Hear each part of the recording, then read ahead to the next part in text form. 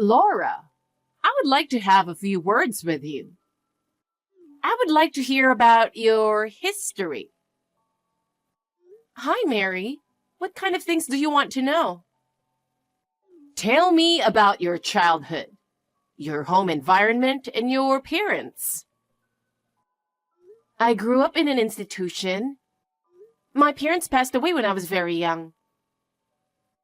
Well, I'm sorry to hear that. But I can't believe you married into our family under those circumstances. Would that be a problem? Don't you think it is degrading for someone like you to become a member of our family? But I'm in love with Ryan. Love? Stop using such sweet words and not looking at reality. Reality is not that sweet. Isn't our feelings important? Do you really believe that someone who grew up in an institution can marry our son? Yes, I believe so. I wonder where that confidence of yours comes from. You should know where you stand. We trust each other. I think that is the most important thing. Trust. How much trust do you think someone who grew up in an institution deserves? If my past is such a problem, why didn't you tell me sooner? Huh? If you want my son to be happy, you should at least be aware of that. How brazen are you? I never thought it would be a problem. That's why I'm saying you were not raised well. It's totally disrespectful of you to leave something you don't understand as it is. I have done my best. That is the problem. I'm sorry that you don't recognize my efforts. What exactly are you saying that I should do? First, show us some respect. Then, understand who you are and be modest. Understood. I will make more effort from now on. Maybe it's too late for that. What do you mean? Oh, don't you get it? Get what? Your love is worth nothing to us. I can't bear to have someone like you as a family. I want to build a future with Ryan. Is that such a problem? Problem? It is a big problem. How much shame would it bring to us to have someone like you in our family? I just want to be happy with Ryan. You are being naive. Look at the reality. You grew up in an institution and we are upper class. You can't make up the difference. Still, we will try. That is the power of love. Your efforts are meaningless. We are not going to accept you. Do what you want, but it won't change the fact. Oh my. Hi, Laura. I warned you so clearly when the marriage proposal came up. Why didn't you listen to me? You wasted my kindness. Excuse me? This is why people who grew up in institutions are not worth it. I don't understand. On behalf of the groom's family, I would like to say something. We believe that accepting you is going to degrade our family. I want you to break off this engagement. Therefore, your marriage to Ryan will be canceled. What? Why are you saying this all of a sudden? It's not sudden. I told you about it already, didn't I? You remember we exchanged texts when you first came to our house? Yes, of course. But I can't believe that you would call off an engagement on a wedding day. What on earth is the problem? It's because we decided that it would be a disgrace to our family's dignity for you to marry our son. Me? Disgrace to your family's dignity? I guess those who are educated only at the bottom of the social ladder don't understand, unless I make myself clear. You, who grew up in an institution, lives in a different world from those of us from the upper class. That's why we decided to break up the marriage. That's what I'm trying to say. Do you understand? And Ryan thinks the same way. Today is the day of the wedding, you know? I didn't hide my background from you. I don't understand why you're saying such a thing on the wedding day. I hate that kind of rebellious attitude too, because it clearly shows how bad you were brought up. We were waiting for your apology, you know? Apology? You should have apologized to us by the day before the wedding. I'm sorry for growing up at an institution.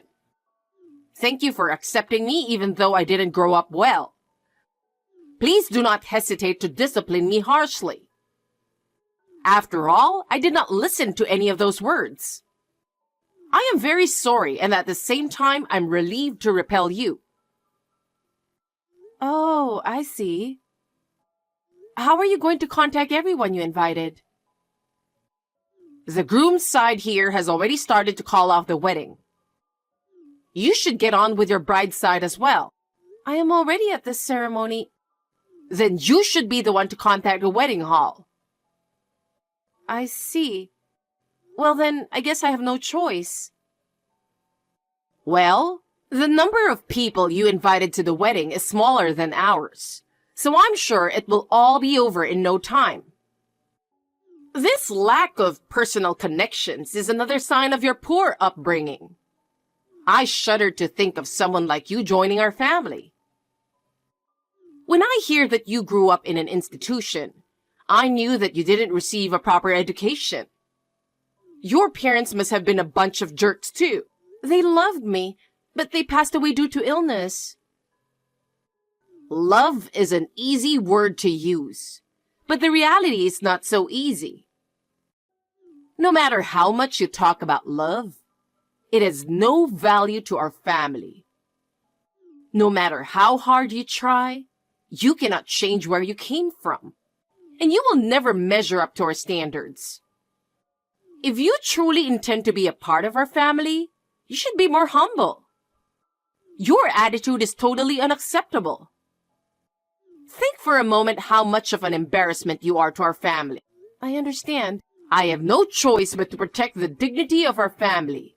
You must understand that. This bad upbringing will not go away easily, no matter how hard you try. Not only the way you look and the way you speak, but the way you think itself is different from ours. This is why you are not qualified to be our family. All I wanted was to be happy with Ryan.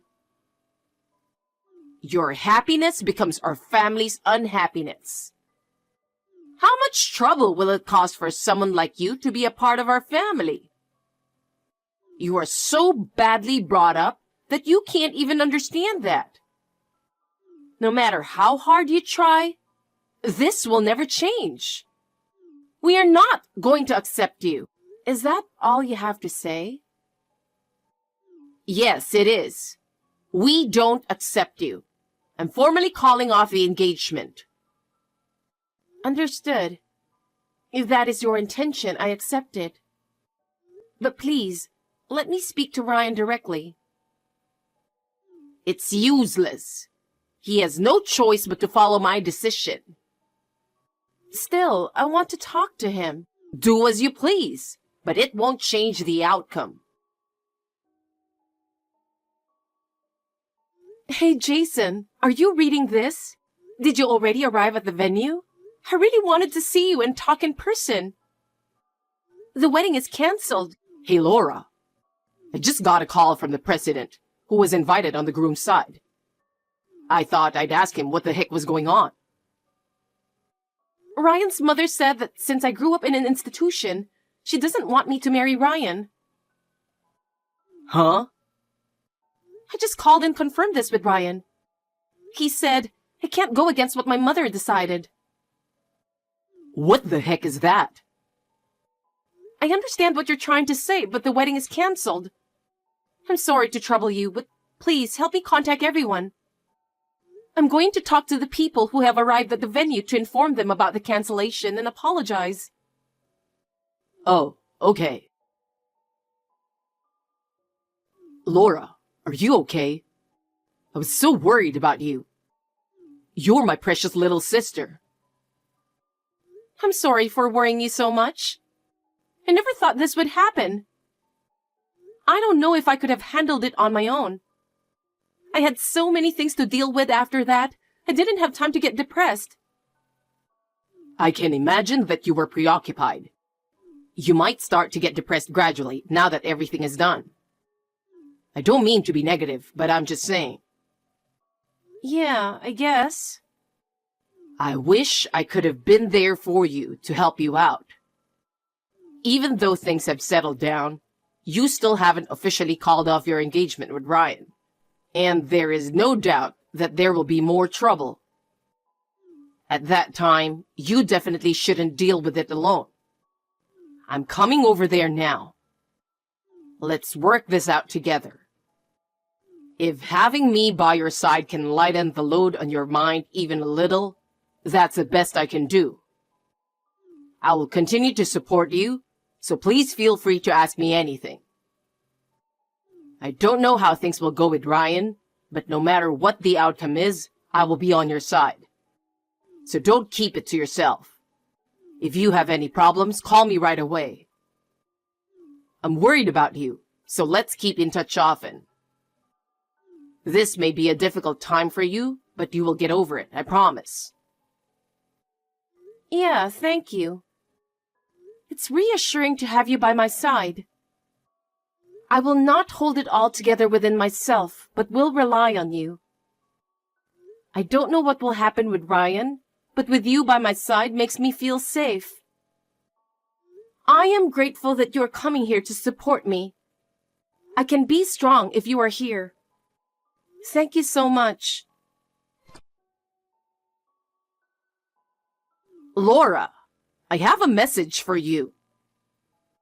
A message? What is it? I forgot to tell you something very important. What? This engagement breakup was caused by your bad upbringing, so you have to pay me alimony. Alimony? And of course, you have to pay 100% of the cancellation fee, since it was canceled on the day of the wedding. The breaking of the engagement was initiated by you, and considering the reason for it, I think it is your fault. Are you going to argue again? I'm not arguing. I'm just saying the fact. You really didn't grow up well. I can't imagine someone like you marrying my son. Listen to me, Laura. Let me teach you a lesson for your future. People at the bottom of the social ladder like you should not go against the upper-class people like us. You must learn how to get around in the world by yourself, all right? What do you mean? It means that those at the bottom should not go against the upper class. The fact that I have to explain it to you using easy words is also an evidence of your poor upbringing, isn't it? Now let me ask you a question. If you say that those who grew up in an institution are at the bottom of society and have a bad upbringing, then my brother who also grew up in the same institution has the same problem. Does that mean that my brother who also grew up in an institution is the same way? Of course! You and your brother are equally illiterate. I'm really tired of dealing with uneducated people. It is utterly impossible for someone like you to marry Ryan. The fact that your brother grew up in the same institution means that he is equally undignified. Do you have any idea how much shame you would bring to us? Wait a minute. Huh? I see. Then I'll pay your alimony and wedding cancellation fee. Huh? What is this all of a sudden? You sound different. Excuse me for interrupting. I'm Laura's brother, Jason.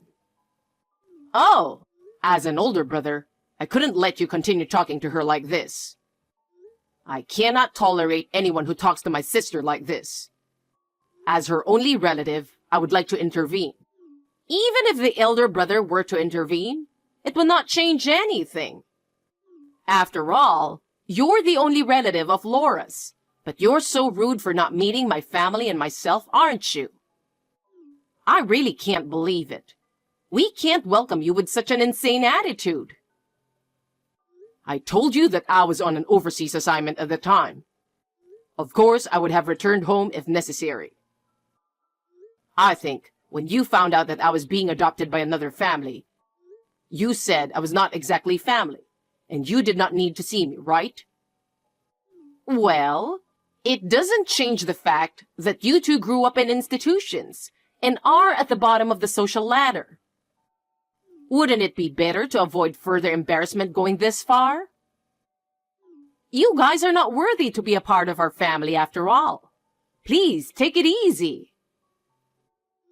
Well then, to your husband and your son Ryan, tell them that Jason Damon wants to pay the fee for breaking off the engagement and the wedding cancellation fee.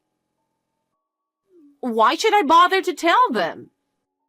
If you would just pay it in an honest manner, that will be all. Because it's not going to happen with you. Huh? Anyway, you will understand if you tell them.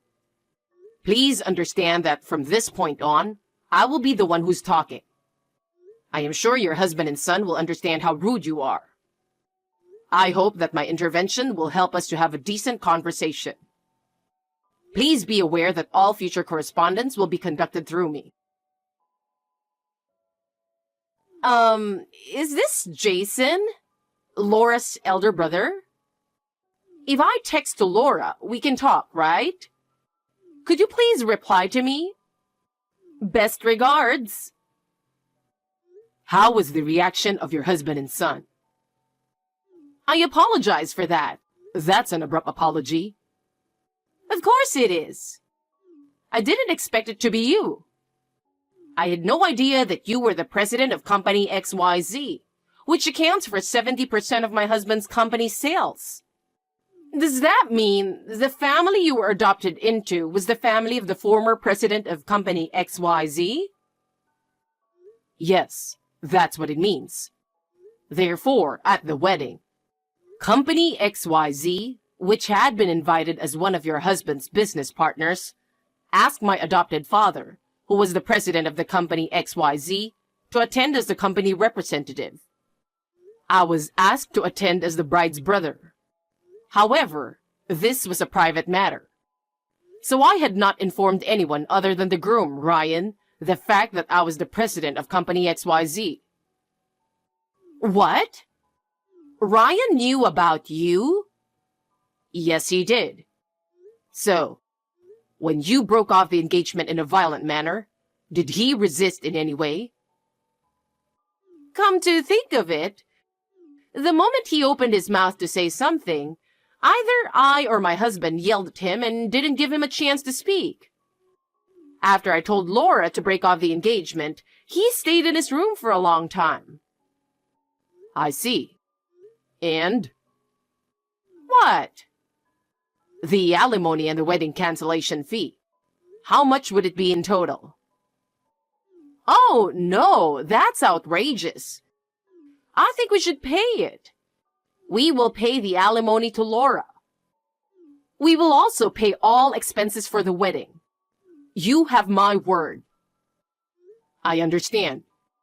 I will have my lawyer visit you at a later date and entrust him with the details of the breakup of the engagement. From now on, please communicate with us through that lawyer. Yes. Please be advised that we will also ask you to delete Laura's contact information. Understood. I am truly sorry. I'm sorry to say it is all our fault. We will make sure that this will not happen again. It is for the best.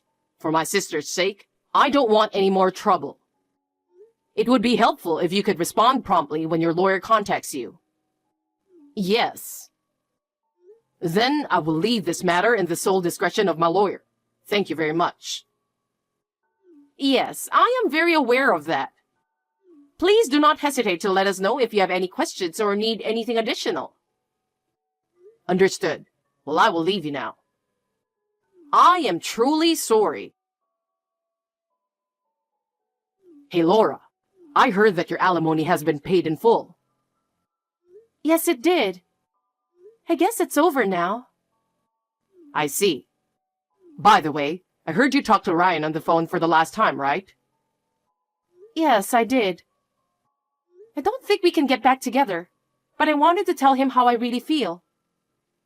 What did he say? First, he will leave his parents' house. He's also quitting his father's company and won't be following his footsteps. He said that his weak will was the only reason he ended up like this. He's thinking of it as a kind of atonement and spiritual discipline. I see. I still think it's a bit naive, but he seems to be trying in his own ways, so I won't say anything. Come to think of it, Ryan's father too. I heard that his father gave up his position as a president to someone else. It was a result of thinking about how to avoid any problems in the relationship between our company and his. Apparently, the new president was brought in from the outside. He is planning to take a smaller severance package than planned and move back to the countryside. I see. But his wife Mary is not so happy. She was so upset with the outcome that she slapped her husband with divorce papers, saying, "If you don't want to divorce me, you should continue to be the president." She's now back at her parents' house, which is 2 hours away by plane. What? Hey, does that mean... It's already decided to replace the president. Let's see how things will turn out. I see. Laura, I have a favor to ask you. Please, talk to your brother. Talk to my brother? What on earth would I talk about? You know, our family is about to be torn apart. I don't want a divorce. I can't do anything about that, even if you tell me now. But I need your help. My help? No matter what I do, the situation will not change. You might be able to convince your brother to protect our family. Why should I protect your family? It's not my fault that this happened. But if you don't help me, I'm in real trouble. I don't want a divorce. That is your problem. It has nothing to do with me. Why are you so cold? We're family. We should help each other, right? Family? We are not family. Have you forgotten that you did not accept me as family? I cannot and will not do anything about it. Please do not interfere with my life anymore. I will block all your contacts. Do something about it. Please, help me. Laura? After that, Mary's husband filed for divorce immediately. She was furious at her husband's selfish behavior and blamed him, demanding a larger share of the property, but he coldly refused. She had no choice but to ask Ryan for help. But he was also unemployed, and the two became poor. In the end, Mary and Ryan ran out of money to live on, and they were desperate.